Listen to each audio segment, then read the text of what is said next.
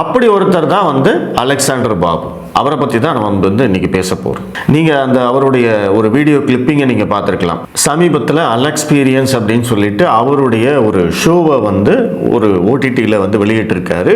அந்த ஷோவோடைய ஒரு கிளிப்பிங்கில் வந்து பார்த்தீங்கன்னா பாரத பிரதமர் நரேந்திர மோடி அவர்களை கிண்டல் செய்து கலாய்த்து அவர் வந்து பேசியிருக்கார்.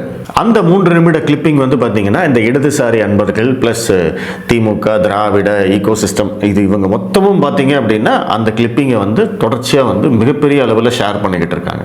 அரசியல்வாதிகளை, அரசியல் தலைவர்களை, இல்லை கான்ஸ்டிடியூஷன் போஸ்டில் இருக்கிறவங்களை வந்து நம்ம கலாய்க்க கூடாதா, கிண்டல் பண்ணக்கூடாதா, கேலி பண்ணக்கூடாதா அப்படின்னு கேட்டிங்கன்னா இது வந்து வெளிநாடுகளில் மிகப்பெரிய அளவில் பண்ணிக்கிட்டு இருக்காங்க.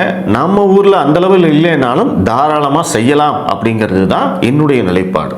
எல்லாரையும் வந்து ஒரு அளவுகோலோட கிண்டல் கேலி பண்றதுல எனக்கு எந்த பிரச்சனையும் கிடையாது. இப்போ உதாரணத்துக்கு எடுத்துக்கிட்டீங்கன்னா 2021 திமுக ஆட்சிக்கு வர்றதுக்கு முன்னாடி கோபி சுதாகர் வந்து இந்த விஷயத்தை ரொம்ப அற்புதமா பண்ணியிருப்பாங்க. அவங்க வந்து அந்த குறிப்பிட்ட அரசியல்வாதியுடைய மேனரிசம், அவருடைய டயலாக் டெலிவரி, அவருடைய அந்த செயல்பாடுகள், அவருடைய கெட்டப், இதையெல்லாம் வச்சு மட்டும் அவரை கிண்டல் பண்ணுவாங்க, கேலி பண்ணுவாங்க. அந்த இடத்துல வந்து அந்த குறிப்பிட்ட அரசியல்வாதி எடுக்கக்கூடிய அவங்களுடைய கொள்கைகள், அவங்க எடுக்கக்கூடிய அந்த முடிவுகள், கொள்கை முடிவுகள், இதையெல்லாம் வந்து அவங்க தொடவே மாட்டாங்க. இதை வந்து நான் ஒரு அளவுகோலாக வச்சுக்கிறேன்.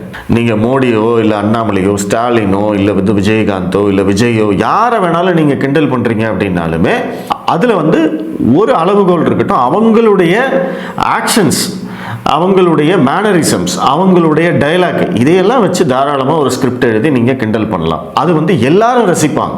அது வந்து யாரையுமே வந்து அஃபெண்ட் பண்ணாது, யாரையுமே வந்து புண்படுத்தாது.